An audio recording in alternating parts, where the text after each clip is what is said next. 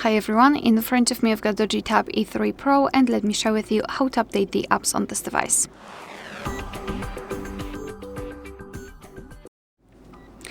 So let's start with making sure that you've got the internet connection because it is required, and secondly that you've got your Google account added to the device because it is basically required. So if you wish, you can check our tutorial of how to add or remove a Google account in this specific device, or you can do it on your own after entering the Play Store. Alright, so now let's move into the Play Store. Let's simply tap on it. And now all we have to do is to tap on this circle in the right upper corner, which is our account.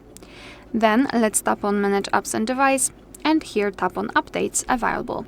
And as you can see here, we've been transferred to the full list of available updates, and basically it's completely up to you what you'd like to do here. You can either tap on Update All and your device will download all of them, all of the available updates, or you can simply scroll and find the updates which you'd like to download and tap on Update next to it. So I'll update Gmail, maybe Google Chrome, and maybe contacts. So after tapping on update, your device will basically download the newer version, and it will be automatically applied, so you do not need to do anything more.